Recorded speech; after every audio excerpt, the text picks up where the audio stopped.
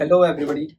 So today, first of all, before starting laws of motion, what is the important topic in the whole laws of motion? I have written it on a board. So this is basically one page of laws of motion. Okay. So basically, बच्चों हम लोग को ये overall चीजें पढ़नी है laws of motion में. तो देखो, आफ्टर लर्निंग थियरी आपको डेली इसको रिवाइज करना है ताकि आपको आइडिया रहे कि क्या क्या इंपॉर्टेंट चीज़ें हैं लॉज ऑफ मोशन में.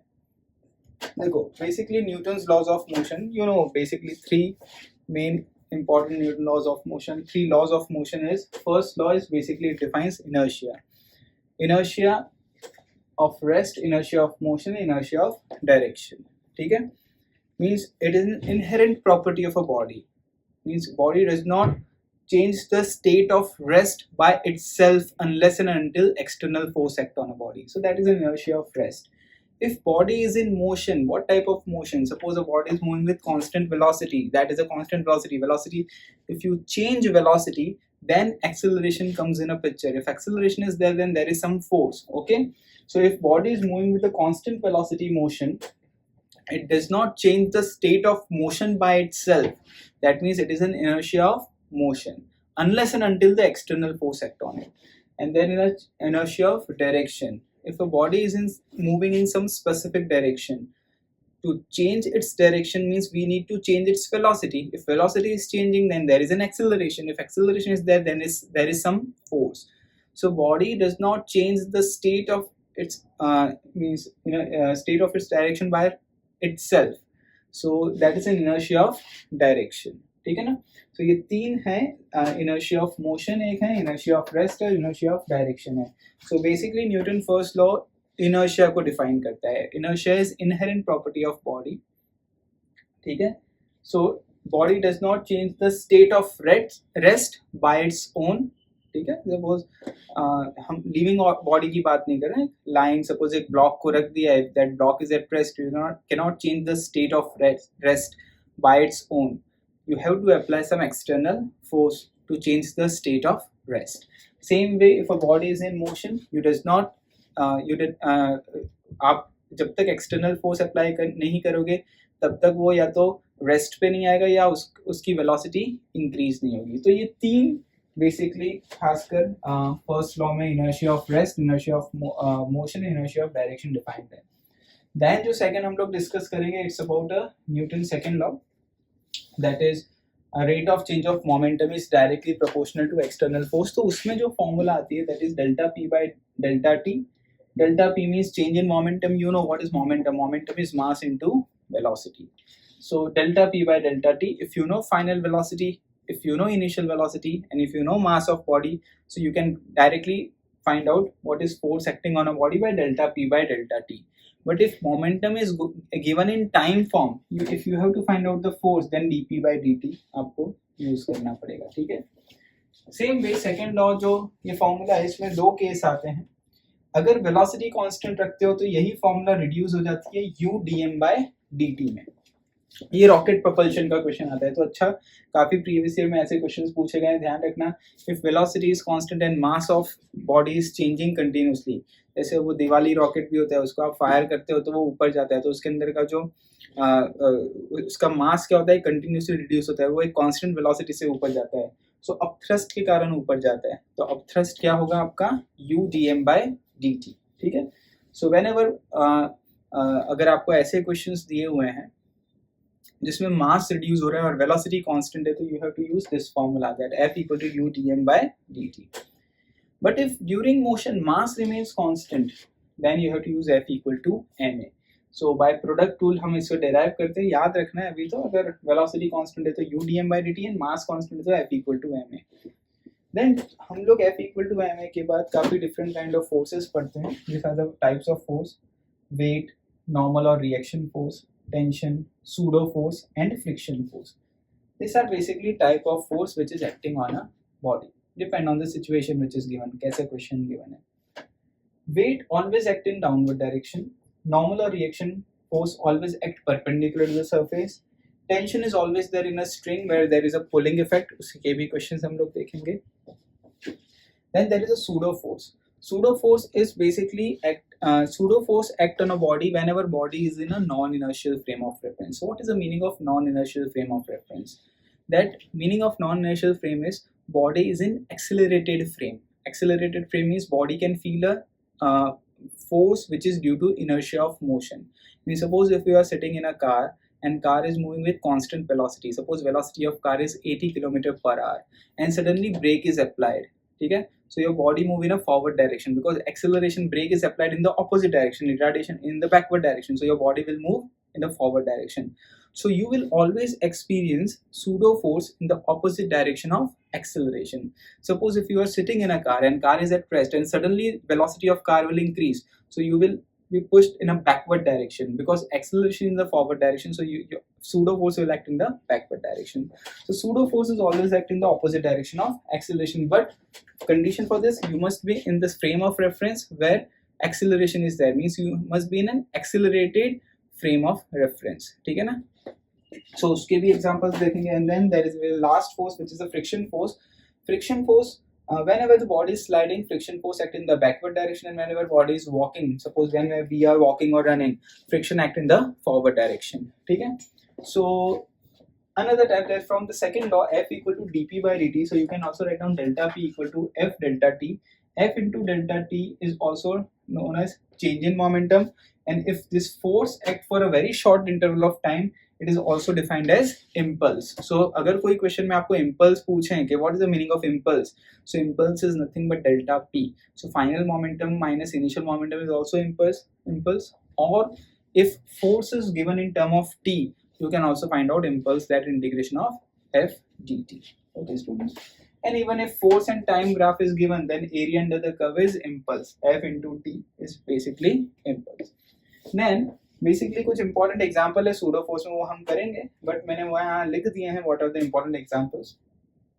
Suppose if body is inside lift and lift is moving up with acceleration, then weight of body will increase, that R equal to m into g plus a. If lift is moving in the downward direction with some acceleration, then weight of body, that reaction force is equal to m into g minus a, or weight of body will decrease, okay? If lift is at rest or lift is either moving up or down with a constant velocity, so weight of body remains same.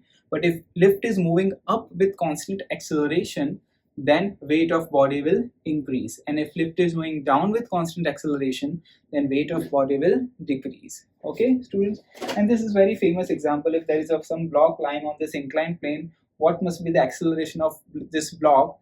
What must be the acceleration of this inclined plane? So block remain at rest, so acceleration of that inclined plane must be g tan theta. Okay, students. And what about the friction force? In friction force, if you apply an external force, so block may slide. Okay, if your external force is greater than the limiting friction, then block may slide. If blocks start sliding, then friction act in this opposite direction of applying of this external force, because whenever block is sliding, friction act in the backward direction. So there are the three type of a friction force. One is static friction, one is limiting friction, and one is kinetic friction. So whenever your external force is less than the limiting friction, your friction force is nothing but external force. Means first of all, you have to always find out this limiting friction. Limiting friction is always, and it is defined as mu Sn.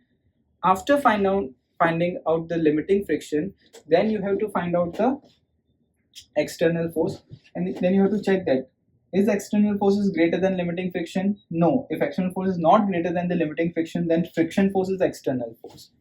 And what about the kinetic friction? If your external force is greater than limiting friction, then at that time body is moving, because external force is greater than limiting friction. If body is moving, then at that time friction force which is acting on the body is kinetic friction, and kinetic friction is defined as mu k n. Okay students, so ध्यान रखना, जब भी अगर आप block को पुल करते हो तो फ्रिक्शन ऑपोजिट डायरेक्शन में लगेगा, एक्सटर्नल फोर्स के ऑपोजिट में लगेगा, बिकॉज ब्लॉक स्लाइड होगा, ब्लॉक चल तो सकता नहीं है, तो ब्लॉक स्लाइड होगा, स्लाइड होगा तो फ्रिक्शन बैकवर्ड डायरेक्शन में लगेगा. तो सबसे पहले फ्रिक्शन के कॉन्सेप्ट ऐसे होते हैं, आपको सबसे पहले लिमिटिंग फ्रिक्शन निकालना होता है, फिर उसके बाद चेक करना होता है कि एक्सटर्नल के ऑपोजिट में कितने कितने फोर्स हैं. जो फोर्स हैं क्या वो लिमिटिंग से बड़े हैं? नहीं. तो जो एक्सटर्नल फोर्स है वही फ्रिक्शन फोर्स होगा, और अगर वो लिमिटिंग से बड़े हैं एक्सटर्नल फोर्स तो काइनेटिक फ्रिक्शन बॉडी पे एक्ट हो रहा होगा, और काइनेटिक फ्रिक्शन होता है mu k N, and always mu k is less than mu s. Mu k and mu is basically coefficient of friction, mu s is coefficient of static friction, and mu k is coefficient of kinetic friction. And always coefficient of static friction is greater than coefficient of kinetic friction. It has been derived experimentally. So this is the overall overview of Newton's laws of motion. Then we will go to the individual topic and study this in all the topics in detail. So note it down, this all in one page. And खासकर ध्यान रखना, आप जब one page बनाओ तो ये जितनी भी फ्री बॉडी डायग्राम मैं बना रहा हूँ उन फ्री बॉडी डायग्राम को भी आप वन पेज पे बना देना, ठीक है ना। क्लियर स्टूडेंट्स, ये फ्री बॉडी डायग्राम है, इनके ऊपर से अपन कुछ इस तरीके की डायग्राम्स और उनके एक्सेलरेशंस और सब फाइंड आउट करेंगे, तो वो भी आप एक वन पेज में बना दीजिएगा, ठीक है ना। This is an overall overview of laws of motion, so please note it down.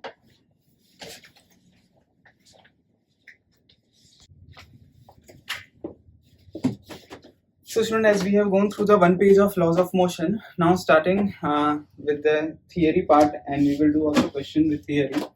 So first of all, जो first law of motion है वो हमने देखा है, it is basically inertia of rest है, inertia of motion, inertia of direction.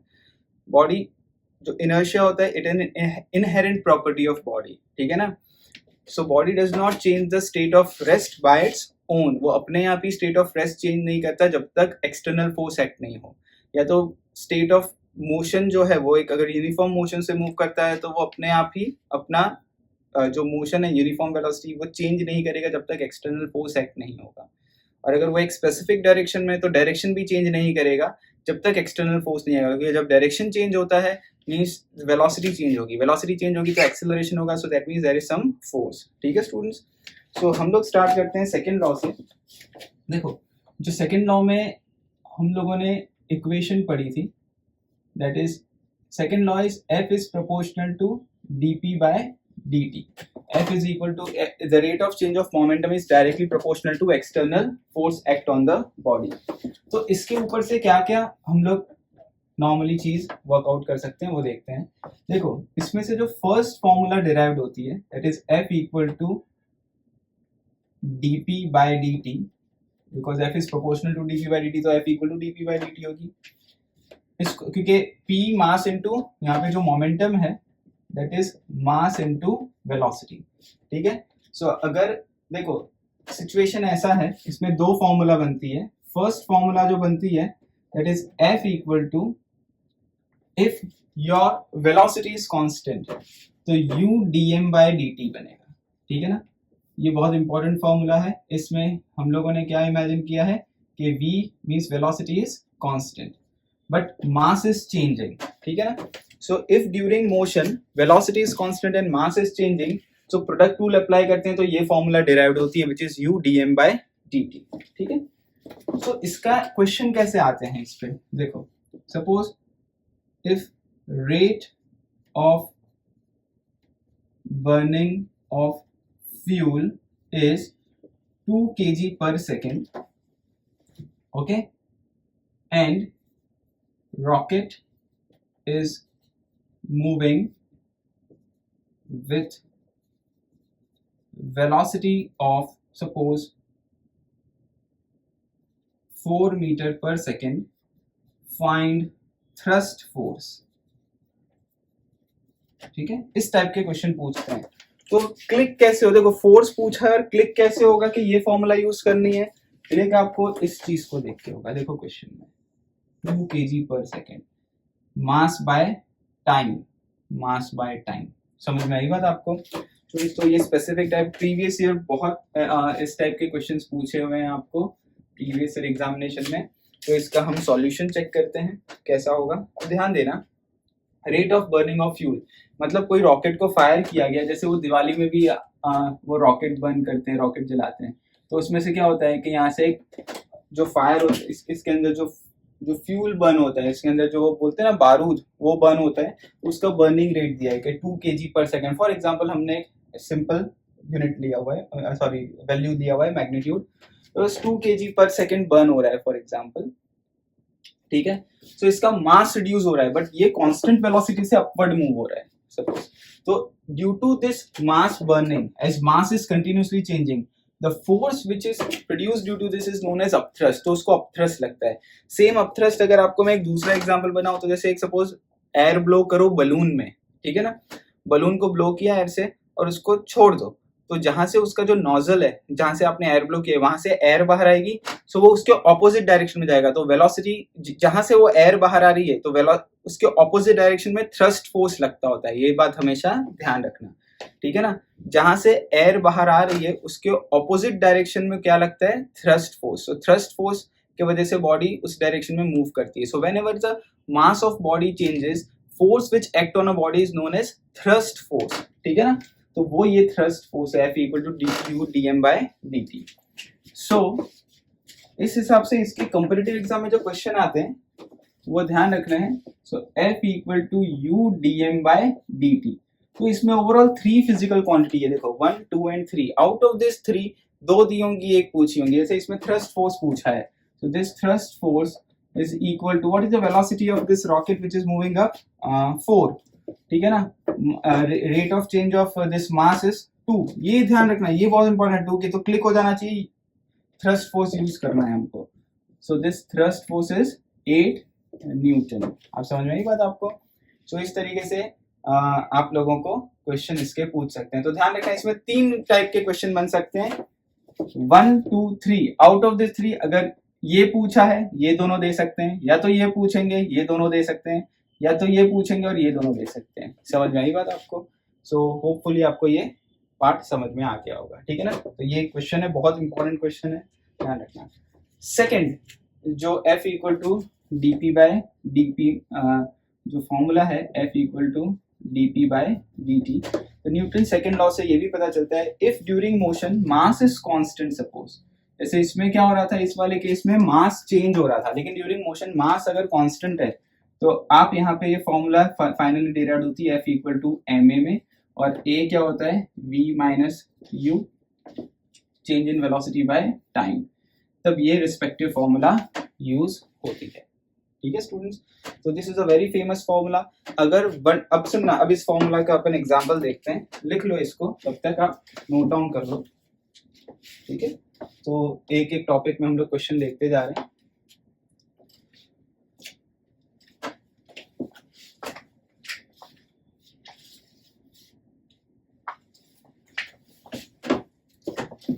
अब जैसे इसमें एक क्वेश्चन ऐसा बनता है, सपोज ध्यान रखना, जैसे 1D में भी देखा था क्वेश्चन 1. अगर हम देखें फॉर 1D मोशन, अगर 1D मोशन है फॉर एग्जांपल, तो आपको F इक्वल टू ma ही यूज करना है, वेक्टर फॉर्म में यूज नहीं करना है. F इक्वल टू ma ही यूज करना है. जैसे कि इसके ऊपर अगर मैं आपको क्वेश्चन बताऊं, ठीक है ना, क्वेश्चन 1 कॉन्सेप्ट याद रखना. इफ 1D मोशन है तो कैसे यूज करोगे. सपोज बॉडी इज मूविंग, अपन फर्स्ट क्वेश्चन देखते हैं. इसमें body is moving with velocity of 3 metre per second, ठीक है ना. And now force is applied, so its velocity, so velocity changes to 5 meter per second. Mass of body is suppose 1 kg. Find applied force. Find applied force. तो देखो ये 1D के question है, force 1D में ही apply हुए हैं. Body is moving with the velocity of 3 metre per second. Now force is applied, so velocity changes to 5 metre per second. सो आप यही फॉर्मूला यूज करोगे. देखो suppose velocity changes to 5 metre per second in 1 second. अगर मैं यहाँ पे एक क्वेश्चन बना दूं, इन सपोज इन 1 सेकंड, ठीक है. And the mass of body is 1 kg. Find applied force. तो आप क्या यूज करोगे, m into a. F equal to m is 1 kg, a is change in velocity, final velocity is 5, initial is 3, upon time is 1. So your answer comes out to be 2 Newton. So 2 Newton force is applied in this case. ठीक है students. तो 1D में सीधा F equal to ma use करोगे, लिख लो इसको, ठीक है, वीडियो पॉज करके लिख लो आप लोग। अब जैसे देखो मैं इसी क्वेश्चन में एक सेकंड क्वेश्चन बना देता हूँ, सेकंड क्वेश्चन बनाता हूँ, ध्यान रखना। तो इसमें आप एक सेकंड क्वेश्चन लिखना इसी 1D में, ठीक है ना। Body is moving with a velocity of 3 metre per second, now force applied, so velocity changes to 5 की जगह सपोज हम इसको रिवर्स कर देते हैं, ठीक है ना। मैं क्या चेंज कर रहा हूं, ध्यान रखना, इसको मैं 5 कर देता हूं, इसको मैं 3 कर देता हूं। Means body is moving with the velocity of 5 metre per second, now force is applied, so velocity changes to 3 metre per second, मतलब रिटार्डेशन हुआ है, मतलब फोर्स ऑपोजिट डायरेक्शन में दिया होगा। तो यहां पे क्या करोगे आप, final velocity minus initial velocity, तो आंसर क्या आ जाएगा, -2 न्यूटन। मतलब -2 न्यूटन मतलब कार ऐसे मूव हो रही होगी या बॉडी ऐसे मूव हो रही होगी, इस डायरेक्शन मूव हो रही है, तो फोर्स इधर दिया होगा, इसीलिए फोर्स इस डायरेक्शन में दिया होगा, दैट इज। तो 1D में हम F इक्वल टू ma ही यूज करते हैं, ठीक है। तो ये सेकंड एग्जांपल लिख लो 1D में। अब जैसे 2D में कैसे क्वेश्चन होते हैं उसको देखते हैं हम लोग, इसको लिख लो तब तक। सो आपको एग्जैक्टली पता चल जाएगा कि ये सेकंड लॉ में F इक्वल टू ma किस तरीके से यूज करना है, ठीक है स्टूडेंट्स। अब जैसे इसी में अपन सेकंड क्वेश्चन देखते हैं। देखो मतलब 1D में अब देख लिया अपन ने, अब 2D में देखते हैं, अगर 2D में क्वेश्चन कैसे पूछेंगे, किस तरीके से 2D में क्वेश्चन पूछेंगे आपको। देखो suppose if body is moving with velocity of 4 metre per second, ठीक है ना, and perpendicular force of 6 Newton is applied for suppose 2 seconds. Okay, perpendicular force of 2 Newton is applied for 6 Newton is applied for 2 seconds. Clear? So you have to and find final velocity of body. For suppose mass of body is 1 kg। तो अब देखो पहले मैं question को गलत तरीके से करूंगा, क्योंकि सब स्टूडेंट ऐसे होते हैं, F इक्वल टू ma है, ठीक है, m को क्या लिखेंगे, v minus u by T लिख देंगे। फिर आपको F दिया है 6 न्यूटन, मास 1 है, फाइनल वेलोसिटी निकालनी है, इनिशियल वेलोसिटी 4 दिया है, टाइम कितना दिया है 2 सेकंड तक ये फोर्स अप्लाई हो रहा है। This is 12 equal to v minus 4, so v comes out to be 16, so final velocity 16 और उसको आप टिक करके आओगे। ये रॉन्ग है, बिकॉज फोर्स पर यहाँ पे देखो दोनों क्वेश्चन में बहुत डिफरेंस है। यहाँ पे फोर्स अप्लाइड है, कुछ नहीं बोला, इट मींस इन 1D है, समझ में आना चाहिए, ठीक है ना। या तो ऐसा यहाँ पे बोला होगा force is applied in same direction और ऑपोजिट डायरेक्शन, इस तरीके से बोला होगा, या तो ऐसे ही लिखा होगा। यहाँ पे क्या होगा क्वेश्चन में आपको, देखो ये रॉन्ग था इसलिए मैं रब कर रहा हूँ, जानबूझ के मैंने ऐसे रॉन्ग बनाया था कि कुछ बच्चे ऐसा ना लिख के आ जाए। सो ध्यान रखना एक्चुअल कैसा आएगा, ओके।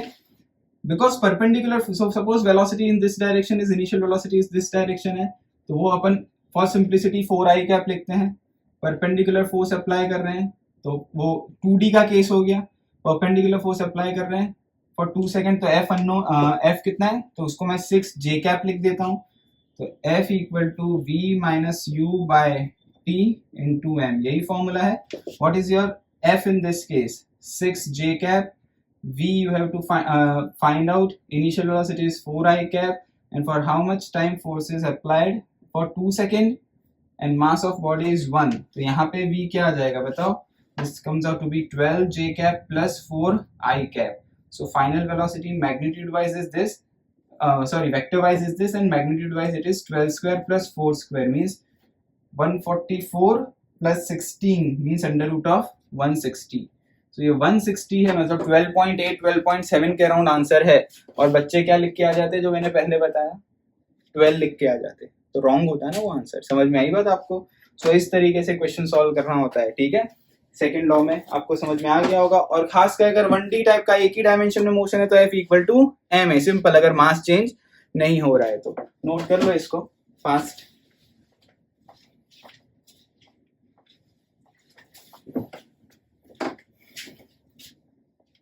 ठीक है, नाउ नेक्स्ट हम लोग देखते हैं third law of motion.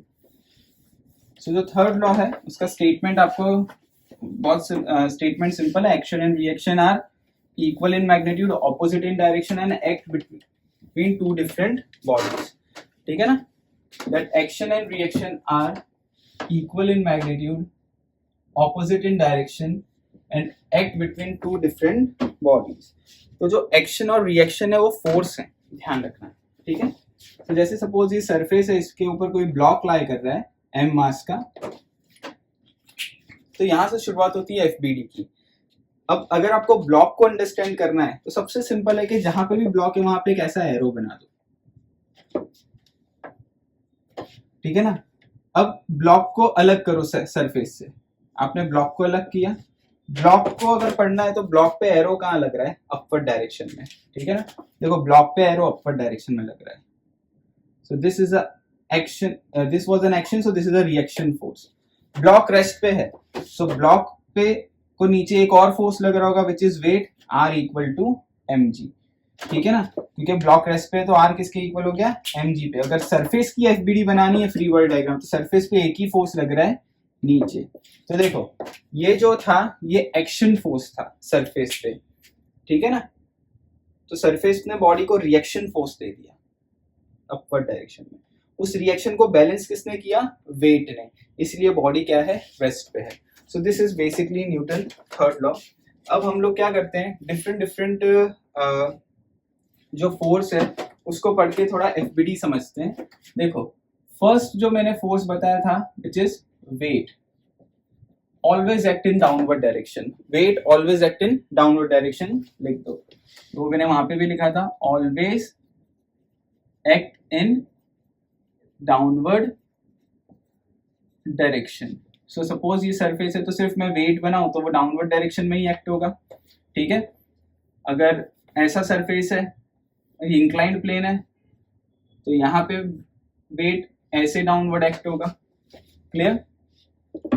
Similarly जो सेकेंड जो फोर्स है दैट इज नॉर्मल और reaction force, always act perpendicular to surface, always act perpendicular to surface।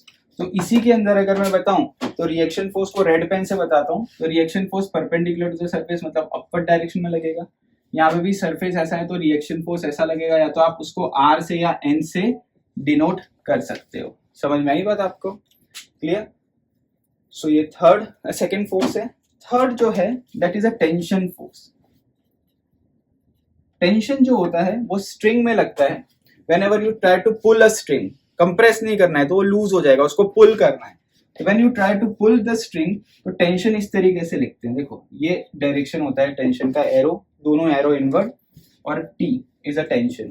ठीक है ना, और अगर मासलेस स्ट्रिंग है, इनिशियली मासलेस स्ट्रिंग पे बताता हूँ, मासलेस स्ट्रिंग है तो हर एक पॉइंट पे टेंशन क्या होगा, सेम होगा। ये चीज याद रखनी है आपको। ठीक है, सो ये तीन फोर्सेस हैं। अब इन तीन फोर्सेस पे से हम लोग फ्री बॉडी डायग्राम बनाएंगे जिसमें सेकंड लॉ थर्ड लॉ एक साथ अप्लाई होगा, और हम लोग ट्राई करते हैं उन क्वेश्चन को डायरेक्टली याद करने का। ध्यान रखना है ना, डायरेक्टली आंसर याद रखना है उसका। ठीक है, तो वो आपको फास्ट ट्रिक आनी चाहिए, इसको नोट डाउन कर लो।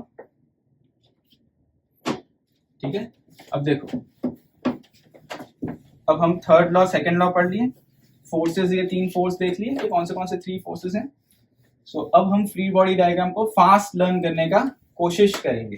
ठीक है, सो देखो मैं यहाँ पे लिखता हूँ topic which is free body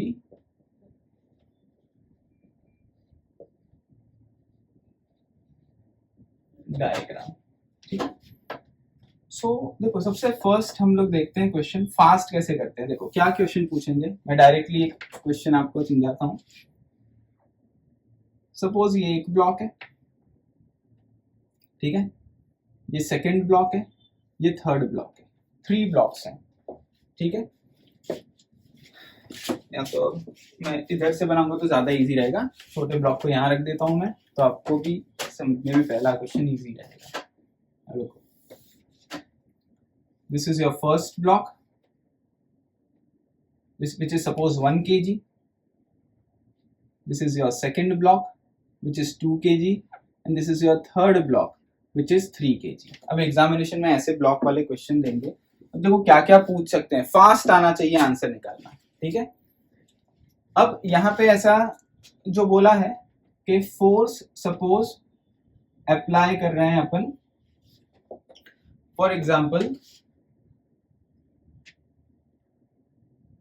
6 newton force apply कर रहे हैं बॉडी पे, ठीक है ना। या तो हम ऐसा 6 newton force is applied on this body. So ये सारे जो ब्लॉक्स हैं उसका मास कितना भी हो, ये तो 1 2 3 kg लिखा है, बट हैवियर भी हो, it is on a smooth surface. जब तक अभी तक फ्रिक्शन पढ़ा नहीं है, जब तक फ्रिक्शन ना बोला हो तो स्मूथ सरफेस ही वहां लिखा होगा, स्मूथ सरफेस ही इमेजिन करना है, क्योंकि उन लोगों ने फ्रिक्शन को बताया नहीं है। तो ये स्मूथ सरफेस है, तो आप फोर्स अप्लाई करोगे तो ये ब्लॉक मूव होना स्टार्ट हो जाएंगे एंड ऑल आर कनेक्टेड। इसीलिए इसे ऐसा ही बोलते हैं motion of a connected bodies. क्या बोलते हैं? Motion of connected bodies. अब इसको आप अगर ध्यान दो तो this all block will move simultaneously with the acceleration a। अब इसमें आपको क्या क्या पूछ सकते हैं, या तो a पूछ सकते हैं, ठीक है, या तो आपको इन दोनों के बीच के रिएक्शन फोर्स पूछ सकते हैं। अब देखो न्यूटन लॉ अप्लाई कैसे करना है, ये ब्लैक पेन से मैंने पूरा क्वेश्चन बना दिया है। सॉल्यूशन देखो कैसे बनाता हूँ, रेड पेन से इसमें इंट्रोड्यूस करता हूँ। मैंने क्या बताया था, थर्ड लॉ कैसे अप्लाई करते हैं, जहां पे भी बॉडी कांटेक्ट में वहां पे ऐसे एरोज बना दो, एक्शन एंड रिएक्शन। जहां पे भी बॉडी कांटेक्ट में वहां पे आपने ऐसे एरोज बना दिए, समझ में आई बात। And then name it, suppose इसको मैंने बोल दिया R1, इसको बोल दिया R2, इसको बोल दिया R3। सिमिलरली इसको नेम दे दिया N1, इसको नेम दे दिया N2, ठीक है। अब अपन इसकी फ्री बॉडी डायग्राम बनाते हैं। देखो कैसे बनाते हैं free body diagram. First body को स्टडी करना है, तो फर्स्ट बॉडी को सब जगह से फ्री कर दो, अलग बनाओ उसे। तो देखो यहाँ पे R1 ये एक्शन है, ये रिएक्शन है, तो बॉडी पे कहाँ लग रहा है, तो इसको हाइड कर दो। बॉडी पे एक अपवर्ड एरो है, बराबर ना, बॉडी पे, ये तो इस सरफेस पे है डाउनवर्ड एरो, बॉडी पे अपवर्ड एरो R1, और नीचे कौन सा फोर्स लग रहा होगा, weight, always act in the downward direction which is m1g। So R1 equal to m1g। Body ऐसे मोशन तो कर नहीं रही है, तो इसीलिए यहाँ पे भी हम लिख देंगे R2 इक्वल टू m2g और R3 इक्वल टू m3g। समझ में आया? तो मैं यहाँ डायरेक्टली लिख देता हूँ R2 equal to m2g and R3 equal to m3g, क्योंकि ऐसे मोशन नहीं कर रही है बॉडी, ऐसे मोशन करेगी, इस डायमेंशन एक्सिस में मोशन करेगा। इसलिए फर्स्ट क्वेश्चन में मैंने सारे बना दिए, सेकंड में अपन R2 R3 नहीं बनाएंगे, डायरेक्टली लिख देते हैं R2 equal to m3g, R2 equal to m2g, R3 equal to m3g, ठीक है स्टूडेंट्स। अब देखो N1 दोनों बॉडी पे लग रहा है, तो एरो बनाने से क्या फायदा होगा, N1 फर्स्ट बॉडी पे कहाँ लग रहा है, फर्स्ट बॉडी पे एरो लेफ्ट हैंड डायरेक्शन में है, तो N1 लेफ्ट में लग रहा है, ठीक है ना। और F कहाँ लग रहा है, फर्स्ट बॉडी पे राइट में लग रहा है, तो F बराबर। अब बॉडी कहाँ मूव हो रही है, राइट में, तो F फोर्स बड़ा होगा, तो न्यूटन सेकंड लॉ के हिसाब से क्या हो गया, देखो F net force is mass into acceleration, F minus N1 is equal to m1a। Suppose mass of body is m1, हो गया Newton second law, F minus N1 equal to m1 है। सिमिलरली जब सेकंड बॉडी का बनाओगे, ठीक है, देखो m2, तो m2 सेकंड बॉडी पे N1 कहाँ लग रहा है, राइट डायरेक्शन में, देखो एरो राइट है, तो N1 राइट में लग रहा है। N2 कहाँ लग रहा है, लेफ्ट में लग रहा है, ठीक है स्टूडेंट्स। बॉडी कहाँ मूव हो रही है, राइट डायरेक्शन में, सो ये इक्वेशन कैसी बनेगी, N1 minus N2 equal to M2a। Third body जो है इस पे N2 कहाँ लग रहा है, राइट डायरेक्शन में, ठीक है ना, लेफ्ट में तो कुछ लग ही नहीं रहा है, ध्यान रखना एरो एक ही है राइट में। सो N2 किसके इक्वल हो गया, M3a के, क्योंकि बॉडी राइट हैंड डायरेक्शन में मूव हो रही है। अब न्यूटन लॉ के, अब होता क्या है, ये मैंने फर्स्ट क्वेश्चन में ऐसा इसीलिए बताया, सुनना ध्यान से। जितनी भी इक्वेशंस होती हैं मोशन की, क्योंकि बॉडी इस एक्सिस पे मोशन हो रहा है, उन सारी की अगर आप FBD बना के ऐड कर दोगे तो आपको एक्सेलरेशन मिल जाएगा। देखो N1 N1 cancel out, N2 N2 cancel out, तो F can be written as M1 plus M2 plus M3a। So acceleration can be written as F upon M1 plus M2 plus M3। एक बार acceleration मिल गया तो आपको question में क्या पूछ सकते हैं, या तो A पूछ लेंगे, या तो क्या पूछेंगे, what is the reaction force between block 1 and block 2, मतलब N1 पूछेंगे। N1 पूछेंगे तो यहां से A निकाल के यहां सब्स्टिट्यूट कर दो क्योंकि F आपको पता है। N2 पूछेंगे तो यहां से A निकाल के यहां सब्स्टिट्यूट कर दो क्योंकि N2 मिल जाएगा डायरेक्टली। ठीक है स्टूडेंट्स, तो ये पूरा कंसेप्ट होता है कि एक्सेलरेशन निकालते कैसे हैं। कुछ हैवी क्वेश्चंस के लिए हमें कंसेप्ट आने चाहिए, इसीलिए ये बताया। अब देखो इसको लिख लो, नोट डाउन कर लो। अब शॉर्ट ट्रिक में बताता हूँ आंसर कैसे निकालते हैं। ठीक है, इसे नोट डाउन कर लो तब तक।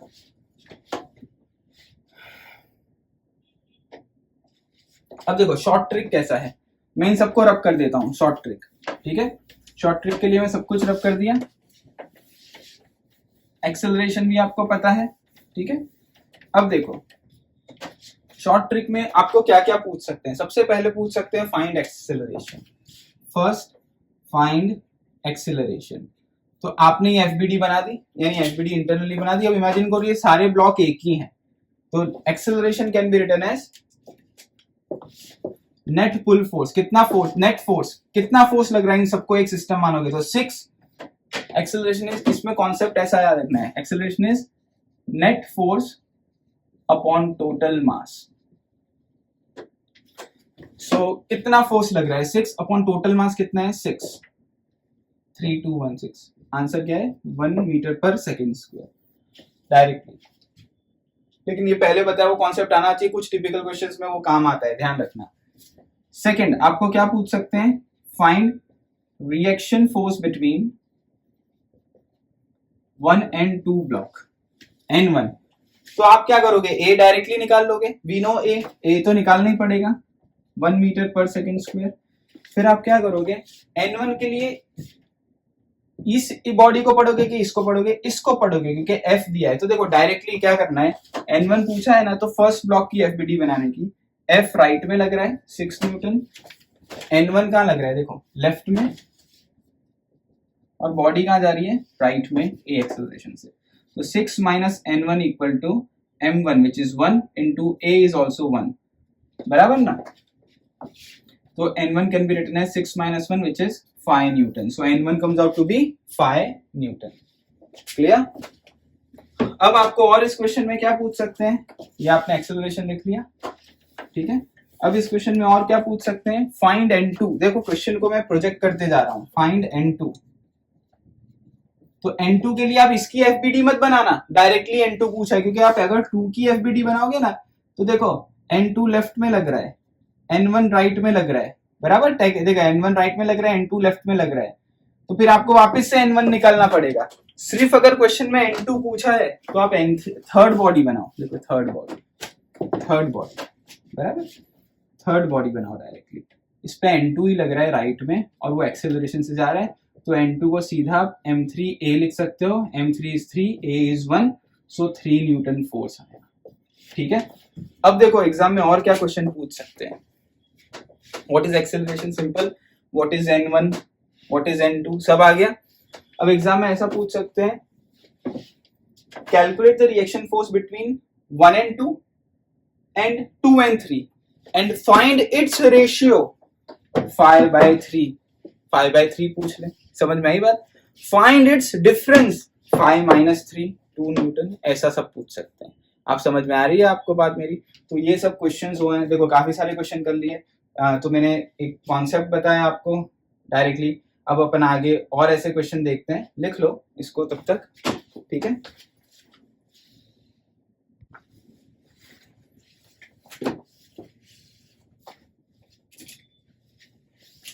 नाउ स्टूडेंट्स देखो नेक्स्ट सेम क्वेश्चन, बट बीच में हम लोग क्या कर देते हैं, एक स्ट्रिंग लगा देते हैं। ठीक है, एक रोप लगा दे, स्ट्रिंग, मासलेस स्ट्रिंग लगाते हैं सेकंड क्वेश्चन में। तो जैसे उसमें क्या कर रहे हैं हम लोग, देखो इस तरीके से मैं क्वेश्चन बता रहा हूं। सपोज ये ब्लॉक 3 kg का है, ये 2 kg का ब्लॉक एक स्ट्रिंग से अटैच्ड है, और उसके साथ 1 kg का ब्लॉक स्ट्रिंग से अटैच्ड है, और यहाँ पे आप फोर्स 6 न्यूटन से इन ब्लॉक्स को आप पुल करके लेके जा रहे हैं। ठीक है ना।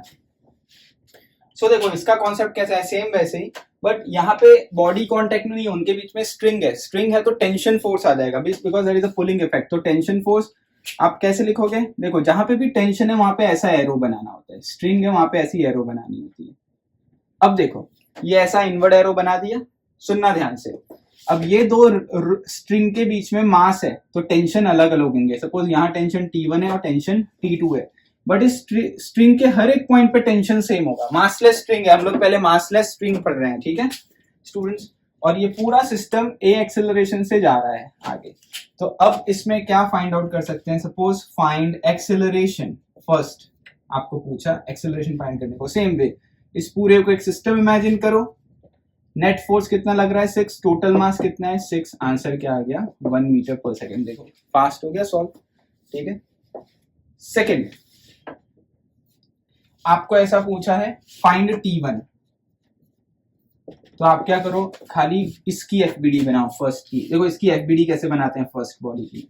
6 राइट साइड लग रहा है, टेंशन देखो 2 एरो है, लेकिन वन बॉडी से जो एरो कनेक्टेड है वो इस डायरेक्शन में, लेफ्ट डायरेक्शन में, वन बॉडी से कनेक्टेड है। तो T1 फर्स्ट बॉडी को T1 लेफ्ट में लग रहा है, लेकिन सेकेंड बॉडी को T1 राइट में लग रहा है। इसको बोलते हैं पुलिंग इफेक्ट टेंशन का, ठीक है ना। अभी इस लेवल पे उसको ज्यादा डिटेल में जाके मैं डिस्कस नहीं कर रहा हूँ, रेगुलर क्लास में करते हैं। अभी तो आपको याद रखना है इस बॉडी को T1 लेफ्ट में लग रहा है, देखो एरो लेफ्ट है, और इस बॉडी को T1 राइट में लग रहा है, ठीक है।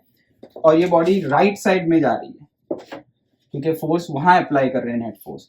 सो हम क्या लिख सकते हैं बताओ, 6 minus T1 equal to M1A। M1 कितना है 1 इंटू A, आपको कितना दिया है A भी 1 दिया है, तो T1 कितना आ जाएगा 5 न्यूटन, ठीक है। सिमिलरली अगर आपको ऐसा पूछे फाइंड T2, तो T2 के लिए इसकी एफबीडी बनाओगे कि इसकी बनाओगे। देखो अगर इसकी बनाते हो सेकेंड बॉडी की एफबीडी, तो सेकेंड बॉडी पे T1 राइट में लग रहा है और T2 लेफ्ट में लग रहा है, और बॉडी राइट हैंड डायरेक्शन में जा रही है। समझ में आई बात आपको। सो आपको क्या करना पड़ेगा, T1 minus T2 equal to M2A। अब आपको फिर अगर एग्जामिनेशन में सिर्फ T2 पूछा है सुनना, तो ये क्यों निकालोगे, T1 भी निकालना पड़ेगा। तो T2 के लिए आप ये मत करो, जरूरत नहीं है। T2 के लिए आप कैसा करो, देखो सीधा थर्ड बॉडी की एफबीडी बनाओ। थर्ड बॉडी पे T2 ही लग रहा है खाली राइट डायरेक्शन में, और वो उसको उसी डायरेक्शन में लेके जा रहा है। तो T2 को हम क्या लिख सकते हैं M3A। M3 कितना है 3A कितना है 1, 3 न्यूटन इज योर आंसर, ठीक है ना। अब एग्जाम में किस तरीके से क्वेश्चन पूछ सकते हैं, find acceleration, what is the tension between 1 and 2 body T1, what is the tension between 2 and 3 body T2।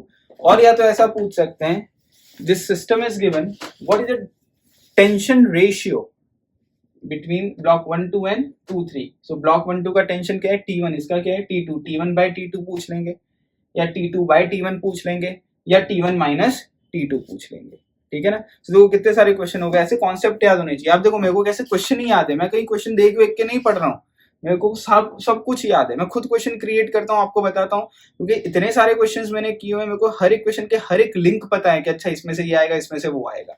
ऐसे आपको ये कॉन्सेप्ट याद होना चाहिए। जब कॉन्सेप्ट याद होता है ना, अपने आप से होता है, आप रटो मत, आप कॉन्सेप्ट याद करो, ठीक है ना। लिख लो इसे, फिर आगे नेक्स्ट क्वेश्चन करते हैं, ठीक है।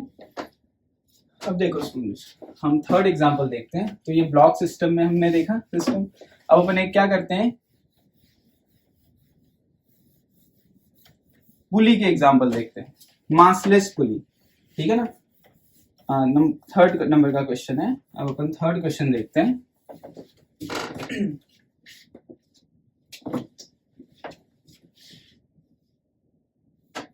देखो ये जो पुली है ये मासलेस है एंड रोटेशन भी नहीं आ रहा, नो रोटेशन, घूम भी नहीं रहा और मासलेस है, ठीक है ना। कोई स्टूडेंट बोले सर मास पुली दे दी और रोटेशन दे दी तो रोटेशनल मोशन में पढ़ेंगे उसे, समझ में आई बात। अभी नहीं, रोटेशनल मोशन में पढ़ेंगे, इसीलिए मैंने बताया एफबीडी बनाना बहुत इंपॉर्टेंट है, ठीक है। अब इसमें क्या दिया हुआ है देखो, यहाँ पे M1 है विच इज सपोज मास उसका 1 kg होगा सपोज, यहाँ M2 है, ठीक है। Suppose M1 is 1 kg and M2 is 2 kg। अब देखो ये स्ट्रिंग कंटिन्यूएशन में है, तो इनके बीच में टेंशन होगा, वो टेंशन सेम होगा बिकॉज स्ट्रिंग कंटिन्यूएशन में है, स्ट्रिंग भी मासलेस है और पुली भी मासलेस है, बीच में कोई मास नहीं है, तो ये कंटिन्यूएशन में होगा। ठीक है, अब इसकी अपन एफबीडी बनाते हैं। देखो इसकी एफबीडी कैसे बनाते हैं, तो ये ब्लैक पेन से मैंने क्वेश्चन दे दिया। सॉल्यूशन में आपको क्या क्या पूछ सकते हैं, आपको ऐसा पूछ सकते हैं find acceleration and find tension, दोनों पूछ सकते हैं। ठीक है, तो ऑब्वियस बात है ये मास ज्यादा है, तो इसकी मैं अगर एफबीडी बनाऊं तो देखो यहाँ पे कौन सा फोर्स लग रहा होगा, ये सॉल्यूशन पार्ट मैं थोड़ा ब्लू पेन से बना रहा हूँ। यहाँ M2G लग रहा होगा, यहाँ क्या लग रहा होगा, M1G लग रहा होगा। अब देखो ऑब्वियस बात है इसका मास ज्यादा है तो ये नीचे जा रहा होगा और ये ऊपर जा रहा होगा, बराबर ना। This block will move downward, this block will move upward. Now apply Newton second law here. Net force ये T, इसको देखो T का कौन सा एरो बॉडी के साथ कनेक्टेड है, अपवर्ड वाला, तो T इसको अपवर्ड लग रहा है और M2G नीचे लग रहा है, पर बॉडी नीचे जा रही है, तो M2G is a greater force for block 2, बराबर। M2G minus T equal to M2A। Net force is mass into acceleration by Newton second law. यहाँ देखो यहाँ T जो कनेक्टेड है वो अपर ऊपर लग रहा है, M1 नीचे लग रहा है, तो कौन सा M1G नीचे लग रहा है और ये ऊपर जा रहा है ब्लॉक, तो ऑब्वियस बात है ये T बड़ा होगा, तो क्या हो जाएगा T minus M1G equal to M1A। दोनों को ऐड कर दो, जब भी सारे इक्वेशन ऑफ मोशन आप ऐड करते हो ना तो एक्सेलरेशन आता है। ऐड कर दिया, T कैंसिल आउट हो गया, M2 minus M1G equal to M1 plus M2A। अब जैसे ये मैंने अभी कर दिया, डायरेक्ट क्वेश्चन करना हो, एक्सेलरेशन निकालना हो, तो देखो ध्यान देना, ये सिस्टम इमेजिन करो, यहाँ पे भी पुलिंग हो रही है, यहाँ पे भी पुलिंग हो रही है, दो पुलिंग हो रही है नीचे डायरेक्शन में, बट कौन सा पुलिंग फोर्स ज्यादा है, ये ज्यादा है ये कम है। तो जैसे सपोज मैं आपको एक क्वेश्चन बताऊं, यहाँ पे मैं 5 न्यूटन लगा रहा हूँ, यहाँ मैं 3 न्यूटन लगा रहा हूँ, तो आप क्या बोलोगे, नेट फोर्स क्या होगा 5 माइनस 3, नेट फोर्स 5 माइनस 3 होगा। इसकी जगह मैंने ऐसे मोड़ दिया है इसको, देखो net force M2G minus M1G, because M2 बड़ा है, so net force upon total मास, यही आंसर आया। तो ये सब करने की कोई जरूरत नहीं है, फर्स्ट टाइम कॉन्सेप्ट वाइज याद रखना है, बाकी आंसर आना चाहिए। Net force M2G minus M1G upon total mass, तो भाई M2G कितना है 2G minus G upon total mass is 3, acceleration is G by 3। आ गया डायरेक्ट आंसर। और अगर T निकालने को बोला है तो A को कोई भी इक्वेशन में डाल दो, या तो इसमें या तो इसमें। सपोज इसमें आप डालते हो तो M2G minus T equal to M2A। M2 कितना है 2G माइनस T की वैल्यू निकालनी है, M2 कितना है 2, A कितना है आपका G बाय 3। तो इस वे में आप यहाँ पे टेंशन कैलकुलेट कर सकते हो। तो समझ में आई ना बात आपको, T can be written as 2G minus 2G by 3, तो 6G minus 2G 4G by 3 is your tension in this string. Clear students? So note down कर लो इस क्वेश्चन को।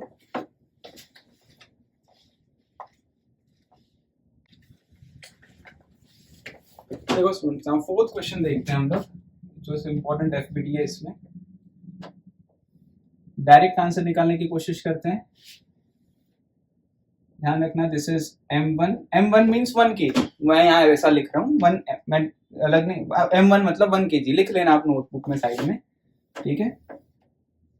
This is your M2 means 2 kg suppose, and this is your M3 means 3 kg। Obvious बात है, तो ये नीचे move हो रहा है, या अपवर्ड डायरेक्शन में मूव हो रहा है ब्लॉक A एक्सेलरेशन से। अब देखो इन दोनों के बीच में स्ट्रिंग कंटिन्यूएशन में है, तो टेंशन सेम होगा, लेकिन ये दोनों स्ट्रिंग के बीच में एक ब्लॉक आ गया, तो यहाँ टेंशन डिफरेंट हो जाएगा, तो T डैश लिख देता हूं। अब आपको आंसर निकालना है, तो देखो डायरेक्ट आंसर कैसे निकालोगे, ठीक है ना। अगर डायरेक्ट निकालना है तो ध्यान देना, acceleration net pull force upon total मास। ये सिस्टम में ये यहाँ नीचे जा रहा है, तो यहाँ कितने फोर्स लग रहे हैं नीचे, देखो M3G लग रहा है और M2G लग रहा है, और यहाँ कितना लग रहा है M1G नीचे लग रहा है, बराबर ना। यहाँ दो फोर्स नीचे लग रहे हैं, M2G और M3G, और यहाँ पे M1G। तो net pull forces M2G plus M3G minus M1G, बराबर क्या हो जाएगा M3G plus M2G minus M1G upon total mass. और मान लो ये मास बड़ा होता, सपोज ये 6 kg होता, ये 2 kg होता, ये 1 kg होता, तो net pull force m1g minus m2g minus m3g। समझ में आई ना बात आपको?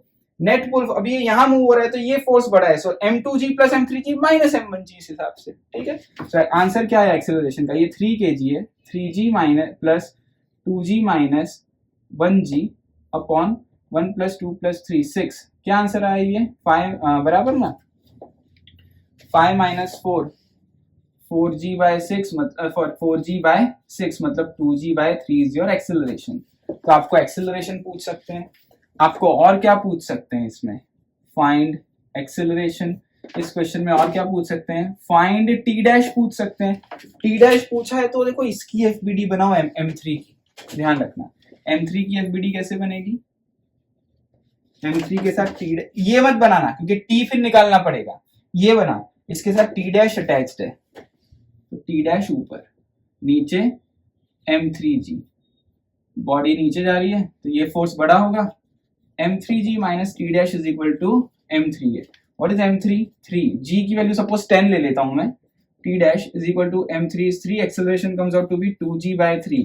और अगर 10 नहीं g लेता हूं तो g रखो, खत्म बात। g 10 दिया हो या जो भी दिया हो उस हिसाब से आपका आंसर आ जाएगा। तो टी डैश निकाल लिया आपने, T dash is 3g minus ये 3 3 कैंसिल आउट हो गया ना, माइनस 2g, बराबर ना, 3 3 cancel out, 3g minus 2g। तो आंसर क्या आ गया?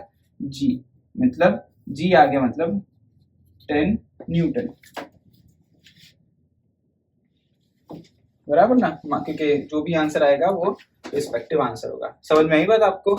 सो देख लो कैसा इजी क्वेश्चन। अगर टी डैश टी पूछा है, फॉर एग्जांपल फाइंड टी पूछा है आपको इसमें, तो क्या करोगे? इसकी एफबीडी बनाओ, इसकी मत बनाओ, इसकी बनाओगे तो टी डैश इसकी बनाओ, सिंपल। देखो तो क्या हो जाएगा, m1 पे ऊपर t लग रहा है, नीचे m1g लग रहा है, तो t minus m1g is equal to m1a, क्योंकि ये ऊपर ही जा रहा है, हो गया, t मिल जाएगा आपको, ठीक है ना। t minus m1g is g, m1 is 1, a comes out to be 2g by 3, so t मिल जाएगा आपका। Clear students? सो ये क्वेश्चन नोट डाउन कर लो आप। आज थोड़ा इस पे ज्यादा कॉन्सेंट्रेट कर रहे हैं इस पे, तो फिर नेक्स्ट क्लास में हम लोग थोड़े फ्रिक्शन के साथ एडअप करके क्वेश्चन और फास्ट कर सकते हैं, ठीक है ना। तो इसको अपन 2 लेक्चर में डिवाइड करेंगे, लॉज ऑफ मोशन को, काफी इंपॉर्टेंट, बहुत सारे क्वेश्चन है, बस ये कॉन्सेप्ट फास्ट आने चाहिए आपको। देखो ना, 5th क्वेश्चन देखते हैं। 5th में पहले थोड़ा डायरेक्ट आपको समझा देता हूं ऐसे फिगर बना के।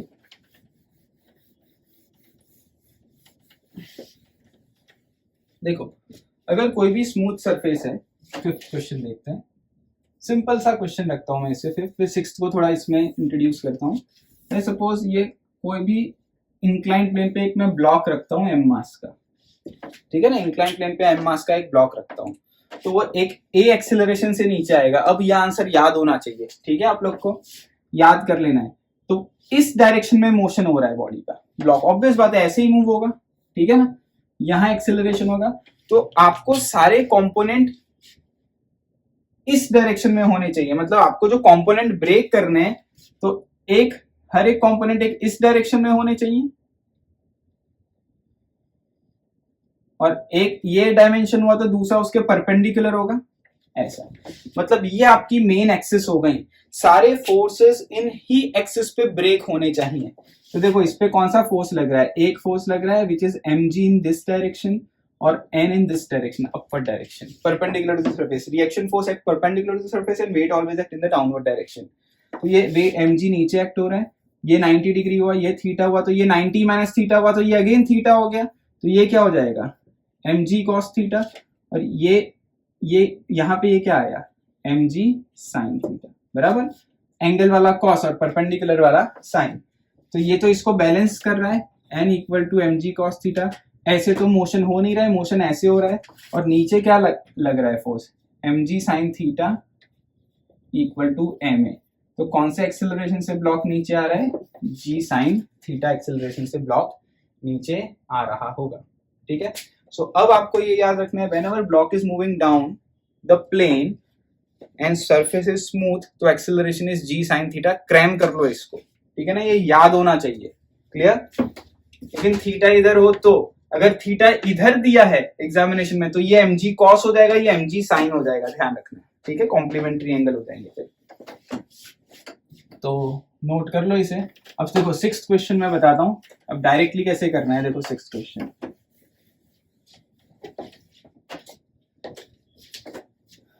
बहुत इंपॉर्टेंट कॉन्सेप्ट्स हैं ये।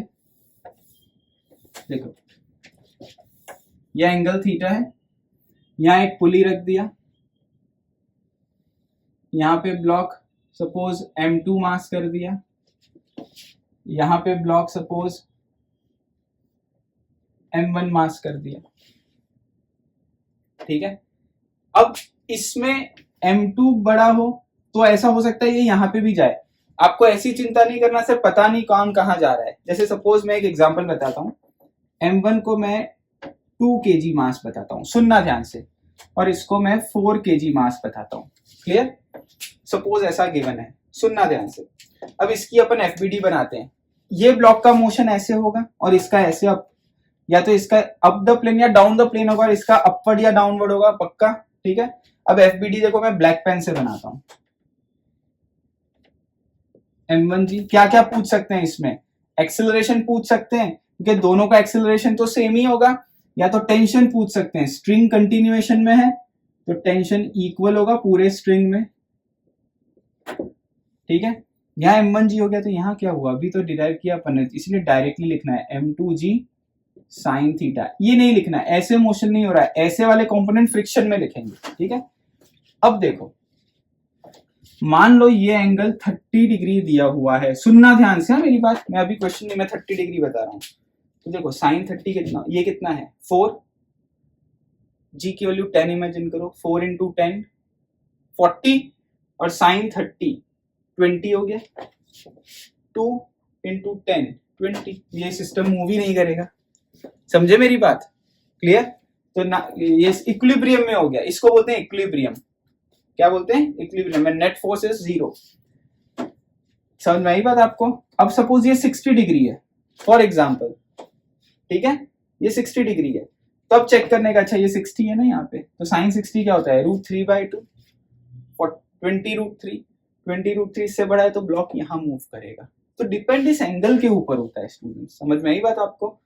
तो ये चीज बहुत इंपॉर्टेंट है, अगर समझ में आए तो पहले आपको चेक कर लेने का बॉडी कहाँ मूव कर रहा है। फॉर एग्जांपल ये अपवर्ड जा रहा है, ये डाउनवर्ड जा रहा है, इधर ऐसा डाउन द प्लेन जा रहा है, तो एक्सेलरेशन क्या होगा? देखो फर्स्ट डायरेक्टली एक्सेलरेशन निकालते हैं, ये इधर जा रहा है और ये यहाँ पुल कर रहा है, तो नेट पुल फोर्स कितना हुआ डायरेक्टली?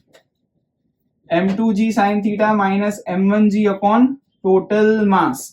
और अगर ये इधर जा रहा होता, ये ऊपर जा रहा होता, तो m1g minus m2g sine theta upon total मास m1 प्लस m2। क्लियर? और इसमें एक चीज और रखो, अगर आपको एग्जामिनेशन में समझ में नहीं है कि ये ऊपर जा रहा है नीचे जा रहा है, ये नीचे, कुछ भी कोई भी डायरेक्शन इमेजिन कर लेने का, कोई भी ऊपर नीचे जा रहा है, अगर आंसर नेगेटिव आ गया इसका मतलब आपका एजम्पशन गलत था, ये नीचे नहीं जा रहा है ऊपर जा रहा है। समझ में आई बात? आंसर मैग्नीट्यूड वाइज सेम आएगा, लेकिन फिर भी ऑन अ सेफर साइड हमको चेक कर लेना होता है कि कौन कहाँ जा रहा है। तो ये m2g sin थीटा, ये m1g sin थीटा पुल हो रहे हैं, और फॉर एग्जांपल ये ब्लॉक यहाँ जा रहा है, तो ये इससे बड़ा फोर्स है, तो ये आंसर आ गया। एक बार ये आ गया तो t में डाल दो। t कैसे निकालोगे? देखो या तो इससे निकालो या तो इससे निकाल लो, थोड़ा यहाँ साइन थीटा की कम झंझट है, यहाँ इजी हो जाएगा। तो t ऊपर लग रहा है minus m1g equal to m1a। Clear students? तो सपोज ये 60 डिग्री दिया है और ये ये फॉर एग्जांपल 2 kg दिया है, ठीक है ना? m1 is suppose 2 kg and m2 is suppose 4 kg, तो क्या आंसर आएगा? चेक कर लो, 40 इंटू साइन कितना हो जाएगा 60 माइनस m1 कितना है 2 इंटू जी 20 अपॉन टोटल मास कितना हो जाएगा दिस प्लस दिस 6। ये आंसर आ गया आपका। क्या आंसर आया ये आपका? ये 20√3/2, 20√3 minus 20/6 acceleration common cancel out कर दो निकाल के, उस एक्सेलरेशन की वैल्यू यहाँ पुट कर दो तो t मिल जाएगा। t क्या हो जाएगा बोलो? m1 sorry t can be written as g plus a into m1 बराबर RHS में जाएगा। a की वैल्यू यहाँ पुट कर दो, t मिल जाएगा। ठीक है, डायरेक्टली आ गया आंसर, नोट कर लो इसे। अब देखो एफबीडी में नेक्स्ट क्वेश्चन देखते हैं हम लोग।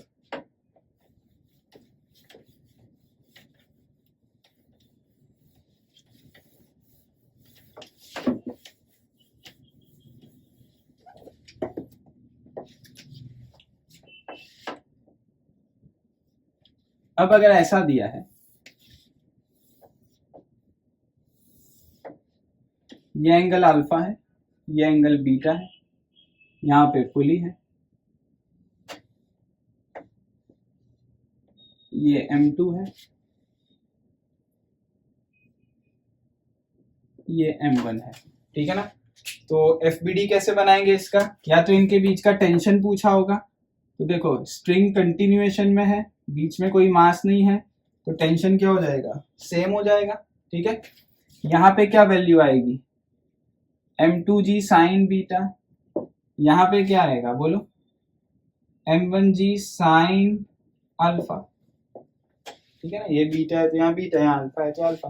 अब फॉर एग्जांपल यहाँ जा रहा है सिस्टम, ये इधर से ऊपर जा रहा है, तो एक्सेलरेशन कैसे निकालोगे, net pull force upon total मास। ये देखो दो पुल कर रहे हैं, तो एक्सेलरेशन क्या हो जाएगा, net pull force upon total मास। एक बार एक्सेलरेशन आ गया तो उसको किसी भी, या तो इसकी एफबीडी बना दो या तो इसकी एफबीडी बनाओगे, तो क्या हो जाएगा बोलो, M2G sine beta minus T equal to M2A। और अगर इसकी एफबीडी में इक्वेशन बना दो तो क्या हो जाएगा, T minus M1G sine alpha equal to M1A। हो गया, ठीक है स्टूडेंट्स। तो इस तरीके से आप क्वेश्चन को कर सकते हो, यहाँ से एक ही वैल्यू निकाल के यहाँ पुट कर दो। कौन सी बॉडी कहाँ मूव हो रही है कैसे पता चलेगा, यहाँ इसका मैग्नीट्यूड चेक कर लो, सिंपल। M2 जो दिया होगा वहां वैल्यू डालो, G दिया होगा साइन बीटा, जो बड़ी वैल्यू होगी बॉडी वहां मूव कर रही होगी, या तो ऐसे मूव कर रही होगी या तो ये यहाँ मूव कर रहा होगा, but then always answer is net pull force upon total mass, ठीक है। नोट डाउन कर लो इसे।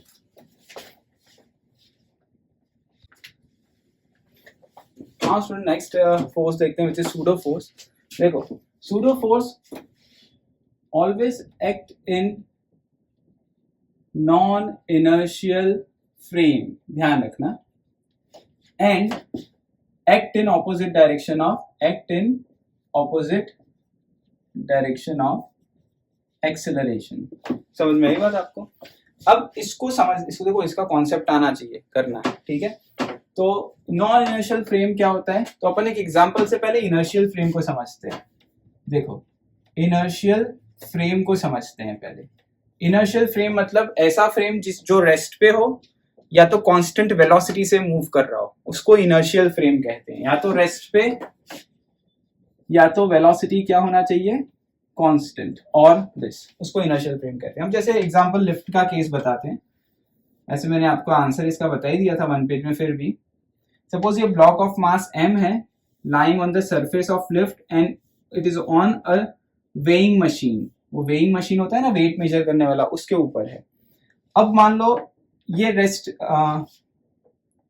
अब इनर्शियल फ्रेम रेस्ट और का मतलब क्या है, जो ऑब्जर्वर है यहाँ पे वो या तो रेस्ट पे होगा या उसकी वेलोसिटी क्या होगी, कांस्टेंट होगी। मतलब फ्रेम ऑफ रेफरेंस जो ऑब्जर्वर है वो रेस्ट पे है या तो वेलोसिटी उसकी कांस्टेंट है, इसका मतलब है inertial frame. Observer is an inertial frame. समझ में आई बात आपको।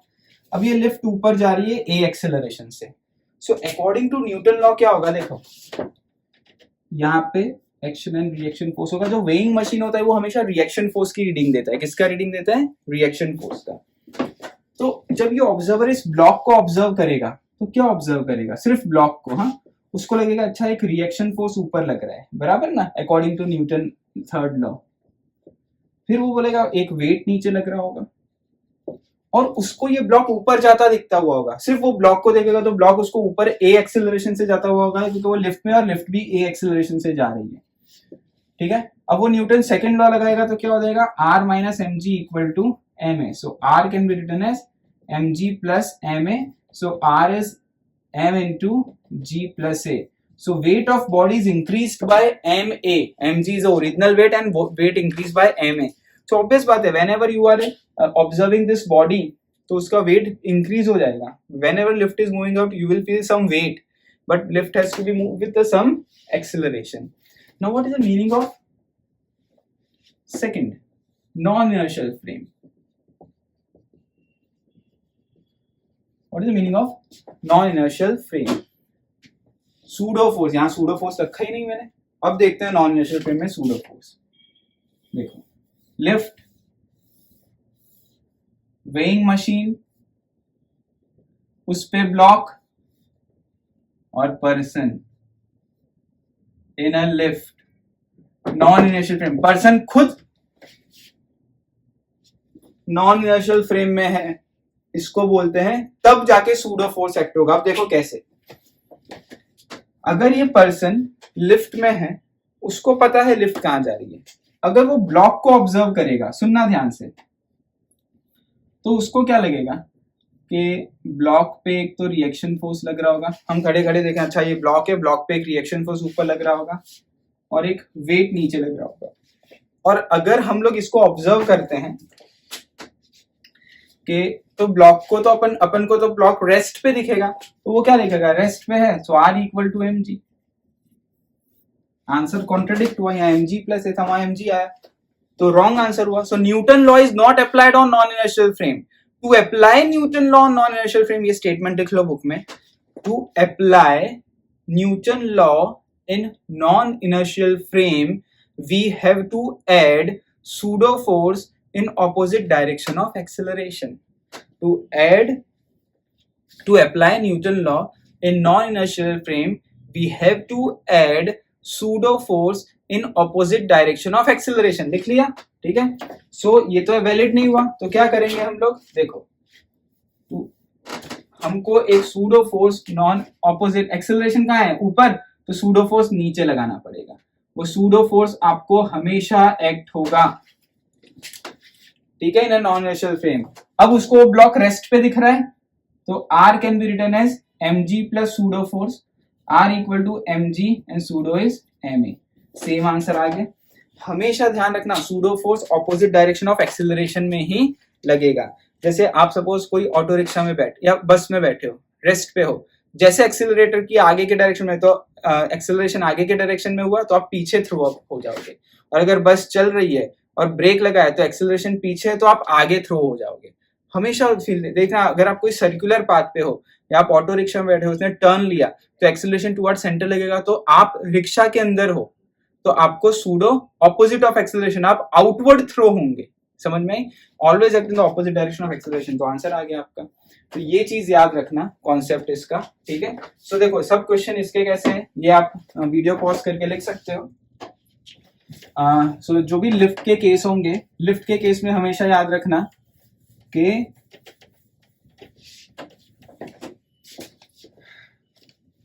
अगर for example lift is moving up और डाउन, ठीक है ना, विथ कांस्टेंट वेलोसिटी और at rest, R equal to mg, कोई सूडो नहीं लगेगा जब लिफ्ट रेस्ट पे भी है या मूव अप या डाउन हो रही है. लेकिन if lift is moving up with acceleration, so your weight will increase by m into g plus a.